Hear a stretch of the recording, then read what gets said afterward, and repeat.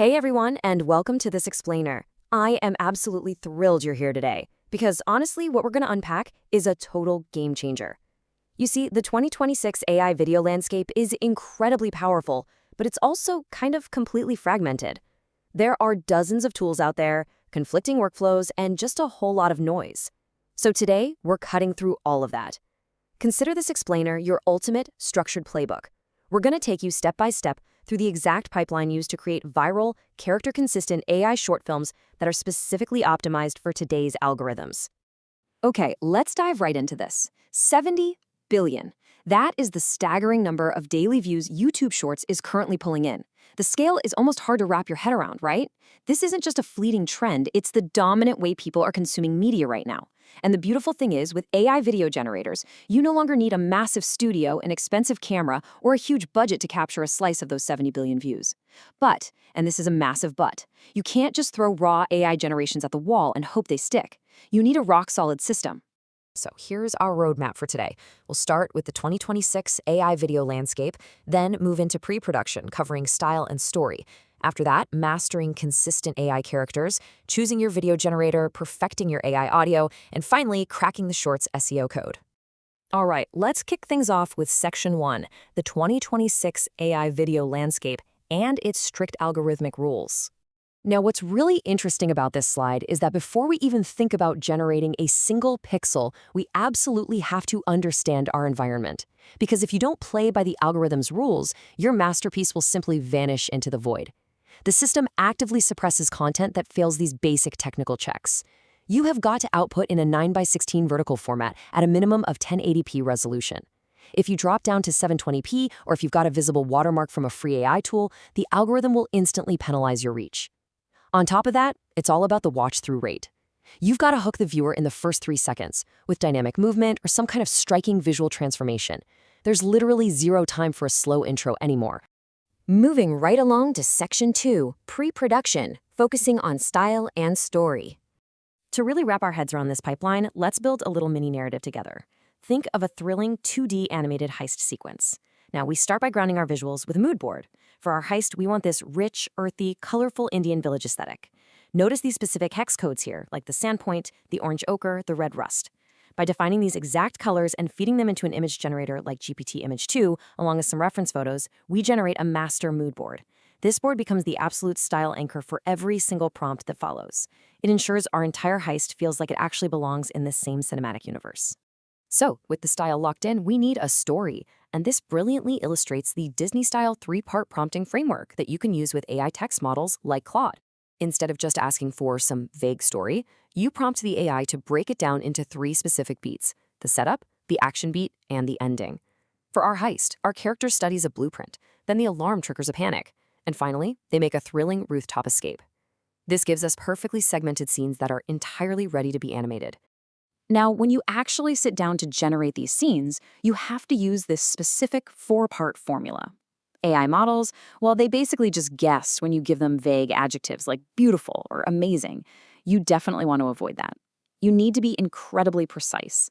State your subject, describe their exact action, define the setting, and specify the camera angle. For example, you'd write, a nervous thief in a red jacket sprinting down a dark alleyway, security lights flashing, low-angle tracking shot. That formula is what guarantees precision in your visuals. Okay, that brings us to Section 3, mastering consistent AI characters. Now, this is without a doubt the absolute hardest problem in AI video right now, keeping your thief looking exactly the same from the vault all the way to the Roth.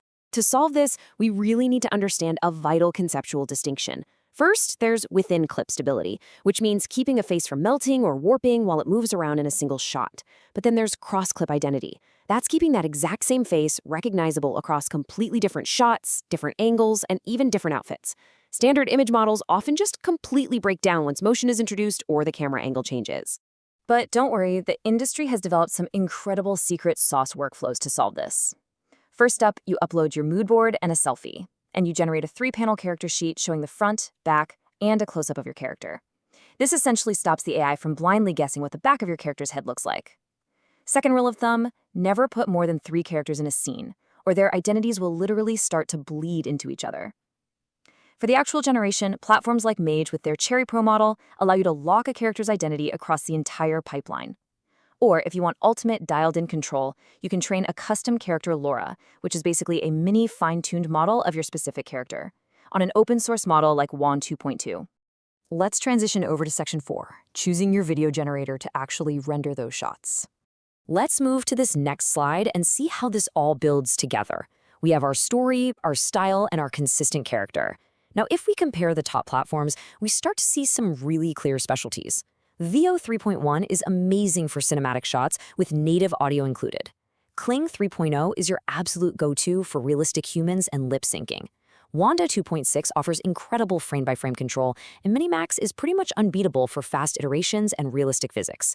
But if you're focusing heavily on YouTube Shorts, Cdance is often going to be your best overall choice. It's multimodal, it generates super fast, and crucially, it outputs a 1080p with 0 watermarks, which, as we know, is exactly what the algorithm demands.